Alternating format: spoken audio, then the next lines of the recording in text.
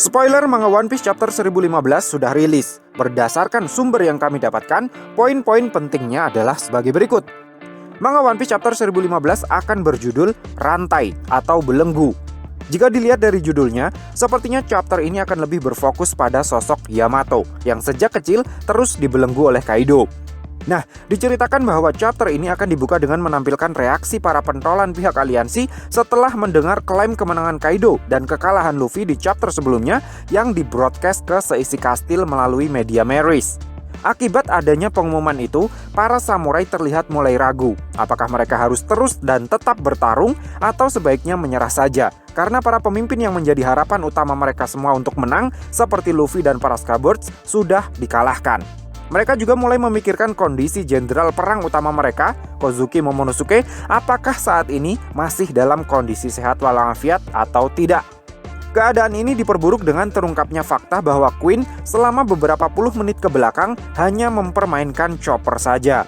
Meski terlihat sudah di smackdown bolak-balik hingga beberapa kali oleh Chopper, Queen sama sekali tidak terluka. Dia sengaja tidak melakukan serangan balasan hanya karena dia ingin melihat Chopper kepayahan akibat terkuras energinya. Sementara itu, Perospero yang sedari chapter sebelumnya terus menghujani para samurai dengan panah permennya, masih terus melakukan hal serupa di chapter ini.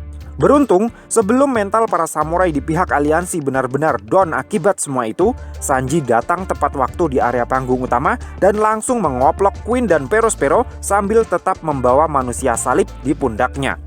Kali ini, Queen benar-benar merasa kesakitan, bukan pura-pura lagi. Dan pertarungan antara Sanji versus Queen pun dimulai. Adegan kemudian beralih ke tempat Kozuki Momonosuke berada. Melalui saluran broadcast Meris yang masih terbuka, Kozuki Momonosuke menginformasikan kepada seluruh makhluk yang sedang bertempur di Pulau Onigashima bahwa Luffy masih belum kalah. Monkey D. Luffy masih hidup, tidak mati seperti yang sudah Kaido klaim di chapter sebelumnya.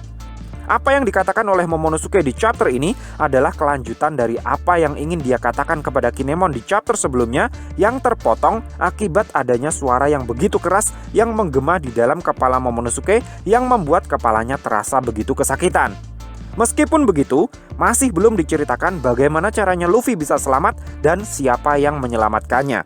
Yang jelas, Momonosuke mengetahui kondisi Luffy saat ini melalui suara-suara yang dia dengar di dalam kepalanya tersebut.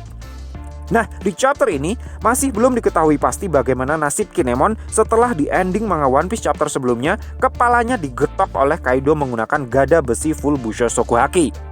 Tapi yang pasti, berkat pengorbanan Kinemon, Shinobu dan Kozuki Momonosuke sudah berhasil selamat dan kabur dari ancaman Kaido.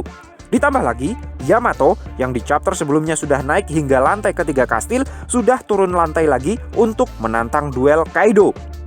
Kaido! Bentak Yamato begitu dia berhasil sampai di TKP. Panggil aku bapak, cok! Bentak Kaido yang kesal karena anaknya itu tidak tahu sopan santun memanggil bapaknya dengan langsung menyebut namanya, tanpa awalan pak atau yah atau abi. Namun Yamato tidak peduli akan hal itu. Sepertinya dia sudah siap untuk dicap sebagai anak durhaka karena di adegan ini dia bilang dia ada di sana untuk memutuskan hubungan ayah dan anak dengan Kaido. Nah, selain informasi di atas, diceritakan juga bahwa Trafalgar di Waterloo sudah sampai di TKP tempat Big Mom dan Eustace Kid sedang bertarung.